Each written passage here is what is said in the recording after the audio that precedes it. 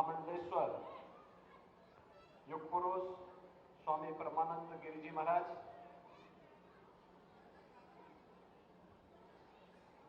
देश के जुझारू और यशस्वी रक्षा मंत्री आदरणीय श्री राजनाथ सिंह जी, केंद्रीय मंत्री माननीय साध्वी निरंजन ज्योति जी,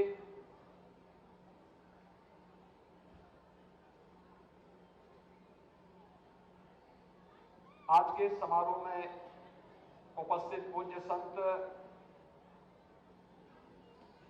विजय कौशल जी महाराज,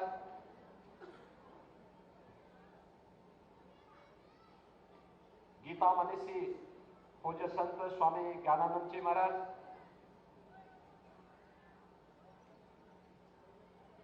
योग ऋषि पूज्य संत बाबा रामदेव जी, सम्मान्य आचार्य बालकृष्ण जी,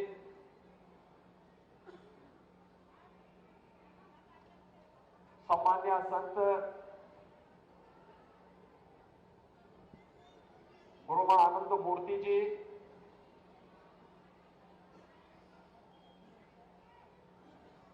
पूज्य संतजन,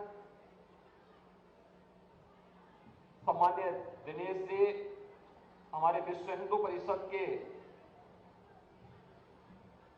अध्यक्ष सम्मान्य श्री आलोक कुमार जी, और जिनके निमित्त इस समारोह में हम सबको भागीदार होने का सौभाग्य प्राप्त हुआ है, ऐसे दीदी मां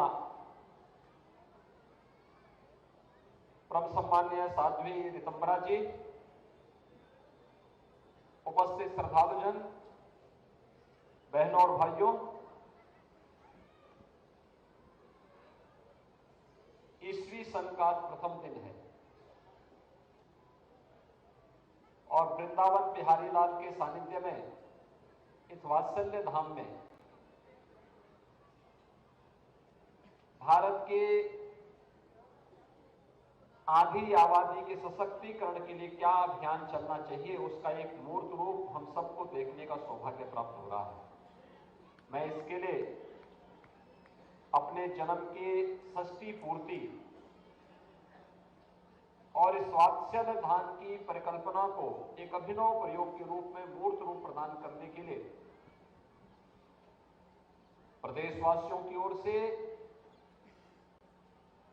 और प्रदेश शासन की ओर से आदरणीय रितंबरा जी का हृदय से अभिनंदन करता हूं, उनका स्वागत करता हूं।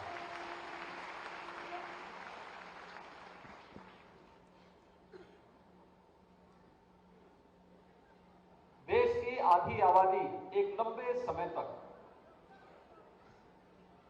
गुलामी कालखंड के उन रूढ़िगत विचारों और कुप्रथाओं का शिकार रही है।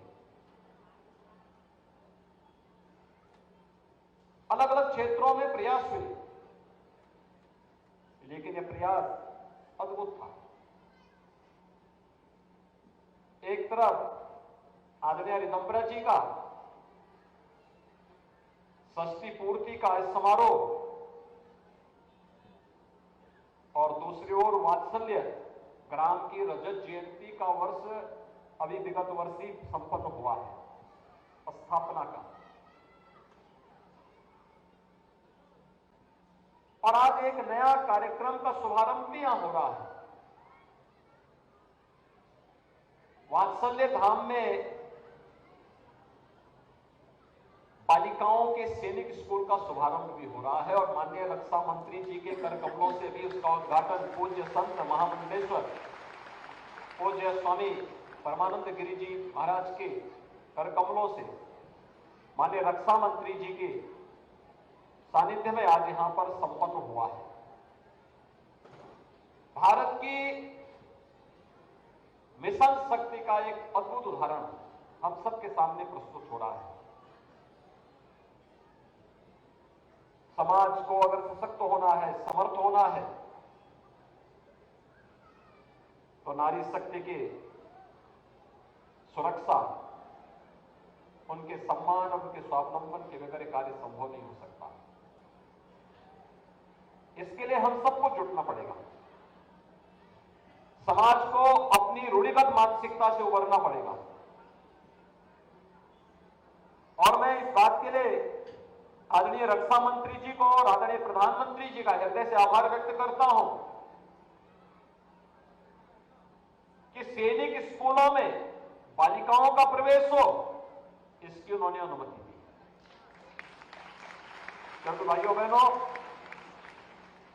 देश के अंदर सैनिक स्कूलों की परंपरा ये उत्तर प्रदेश ने 1960 में प्रारंभ की थी, जब डॉक्टर संपूर्णानंद जी उत्तर प्रदेश के मुख्यमंत्री थे। और डॉक्टर संपूर्णानंद जी ने पहला सैनिक स्कूल देश का उत्तर प्रदेश की राजधानी लखनऊ में स्थापित किया। मुझे 2017 में लखनऊ के सैनिक स्कूल में जाने का अवसर प्राप्त हुआ था, क्योंकि उसकी जो समिति होती है उसका चेयरमैन मुख्यमंत्री होता है, इस नाते में वहां गया था। और उस समय मैंने वहां पूछा था, मैंने कहा यहां पे क्या बालिकाओं का प्रवेश है? उन्होंने कहा नहीं। तो मैंने कहा अगले सत्र से एक बैच बालिकाओं का इसमें प्रवेश हो। और 2018 में हम लोगों ने इस कार्यक्रम को वहां प्रारंभ किया। दूसरा, सैनिक स्कूल लखनऊ को इस बात का भी सौभाग्य प्राप्त हुआ कि देश के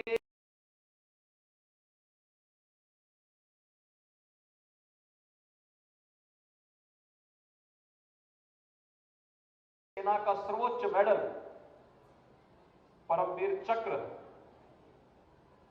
लखनऊ सैनिक स्कूल के ही एक छात्र को प्राप्त हुआ, कैप्टन मनोज पांडे को, जिन्होंने कारगिल के युद्ध में देश की रक्षा करते हुए वीर गति को जो प्राप्त हुई।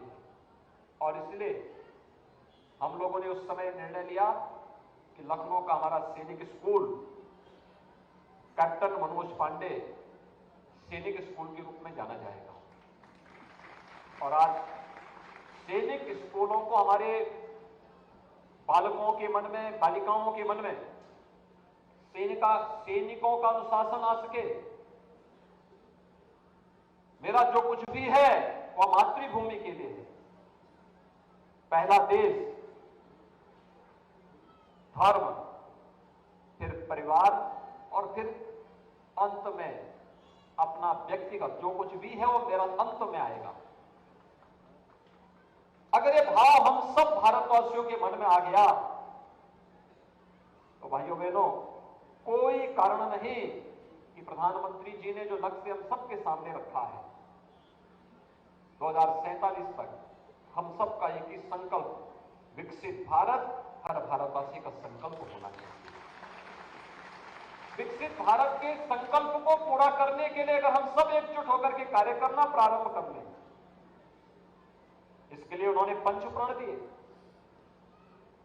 ये पंचप्रण हर भारतवासी के लिए आत्मनिर्भरता के लक्ष्य को प्राप्त करना, वोकल फॉर लोकल, स्थानीय चीजों पर प्राथमिकता के साथ उसे आगे बढ़ाने का प्रयास, लेकिन गुलामी के अंशों को सर्वथा समाप्त करना, विरासत का सम्मान करना, तो समरसता और एकता और अखंडता के लिए कार्य करना, और अंत में नागरिक कर्तव्य। हम सबके नागरिक कर्तव्य क्या हैं? इन नागरिक कर्तव्यों के प्रति भी अगर हर व्यक्ति जागरूक होकर के कार्य करता है तो भाइयों बहनों, कोई कारण नहीं कि पंचप्राण 2047 आते आते भारत को दुनिया की एक बड़ी ताकत के रूप में स्थापित कर सके। कोई इसको रोक नहीं सकता है। हम लोग इस बात को हमेशा से जानते रहे हैं। जब अयोध्या में श्री राम जन्मभूमि मंदिर आंदोलन चल रहा था, पूज्य संतों के सानिध्य में राष्ट्रीय स्वयंसेवक संघ और के मार्गदर्शन में विश्व हिंदू परिषद इस आंदोलन को नेतृत्व प्रदान कर रहा था। और उस समय हम इस बात को कहते थे, अक्सर कहते थे, जिस दिन राम जन्मभूमि समस्या का समाधान भारतवासी स्वयं कर देंगे, जिस दिन हर सनातन धर्मावलंबी एक स्वर से अयोध्या की ओर जय श्री राम की होकार करेगा, उस दिन राम जन्मभूमि की समस्या का समाधान अपने आप हो जाएगा। और अभी आपने देखा, आदरणीय प्रधानमंत्री जी 30 दिसंबर को अयोध्या धाम पहुंचे थे। पहले अयोध्या की जो इंफ्रास्ट्रक्चर था ना, वहां की सड़कें, एक सिंगल रेल लाइन जाती थी, वहां भी ट्रेन कभी कभी जाती थी। अब देखिए, वहां पे चारों ओर से 4 लेन की कनेक्टिविटी हमने दे दी है। केवल बाहर से ही नहीं, अयोध्या के अंदर भी आपको 4 लेन और 6 लेन की सड़कें मिलेंगी।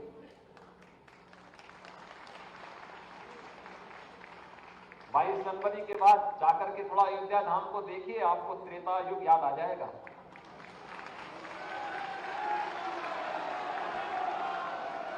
हजारों वर्ष पहले प्रभु राम पुष्पक विमान से अयोध्या आए होंगे, और अब तो अयोध्या में इंटरनेशनल एयरपोर्ट का भी उद्घाटन हो गया है।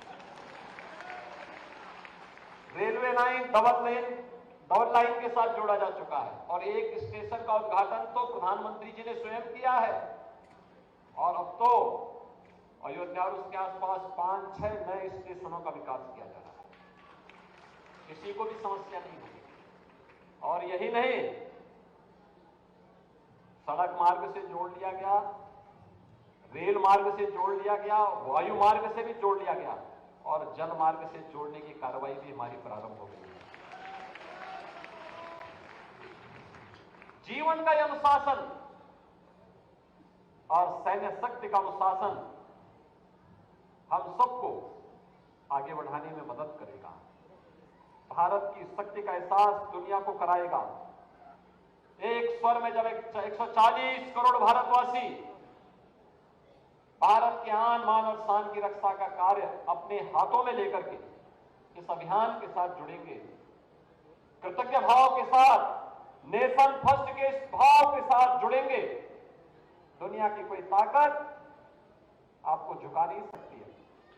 कोई झुका नहीं सकती, कोई आपका मार्ग नहीं रोक सकती है। हम सब उस मार्ग के पथिक बने।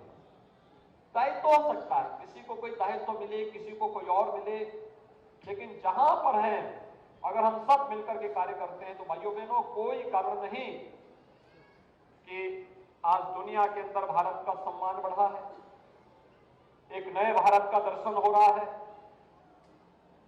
आज देखिए, अयोध्या जाने में जो लोग संकोच करते थे, अयोध्या का नाम लेने में जिनको संकोच होता था, आज वे भी कहते हैं कि हमें भी निमंत्रण मिलेगा तो हम भी जाएंगे। ये परिवर्तन है, यही परिवर्तन है। आप अपनी ताकत का एहसास कराएंगे तो हर व्यक्ति आपके साथ जुड़ेगा, और उस परिवर्तन के साथ जुड़ने के लिए आज हम सब आपके पास यहां पर एकत्र होकर के आए हैं। आज के इस कार्यक्रम के अवसर पर मैं आदरणीय रितंबरा जी को उनकी षष्ठी पूर्ति और बालिकाओं के इस सैनिक स्कूल के शुभारंभ के लिए, इस वात्सल्य ग्राम में इस भव्य आयोजन के लिए हृदय से उनका अभिनंदन करता हूं, उनको बधाई देता हूं। उनके स्वस्थ और दीर्घ जीवन की कामना करता हूं, और राष्ट्र और समाज के लिए जो समर्पण का भाव उनके पूज्य गुरुदेव ने और उन्होंने पूज्य संतों के साथ मिलकर के आगे बढ़ाया है, वह पूरे संत समाज के लिए अनुकरणीय उदाहरण है। मैं उनका एक बार फिर से षष्ठी पूर्ति के इस अवसर पर हृदय से अभिनंदन करता हूं, स्वागत करता हूं। आप सबके प्रति भी अपनी शुभकामनाएं देता हूं, और आप सबको इस बात के लिए आप सबसे भी प्रार्थना करता हूं, अयोध्या का उदाहरण हम सबके सामने है। अब संघर्ष से नहीं, अब संवाद से सारी समस्याओं का समाधान का रास्ता निकलने वाला है, निकलेगा। हम देश के प्रति अपना समर्पण भाव व्यक्त करते रहे और बिना डिगे, बिना हटे, बिना झुके लगातार आगे बढ़ने के लिए हम तत्पर रहें। इस विश्वास के साथ इस वृंदावन की भूमि पर, यहां पे तो पहले से ही कार्य प्रारंभ हो चुके हैं। ब्रज क्षेत्र तो हमारे लिए बहुत पवित्र भूमि है। यहां पे हम लोगों ने पहले से ही नगर निगम को मथुरा वृंदावन के नाम पे पहले से नगर निगम भी बन गया है। तीर्थ विकास परिषद का कार्य तेजी के साथ आगे बढ़ रहा है और तीर्थ के रूप में इसके विकास की एक नए कार्यक्रम को आगे बढ़ाया जा रहा है। सारे कार्यक्रम एक साथ आगे बढ़ेंगे। आप सब अपने इस बृहद मिशन के साथ निरंतर जुड़ करके कार्य करते रहें। आप सबके प्रति मेरी मंगल में शुभकामनाएं। ओम शांति शांति शांति। बहुत बहुत अभिनंदन हमारे श्रद्धेय योगी जी का। एक बार जोरदार तालियों से हमारे यशस्वी मुख्यमंत्री जी का अभिनंदन।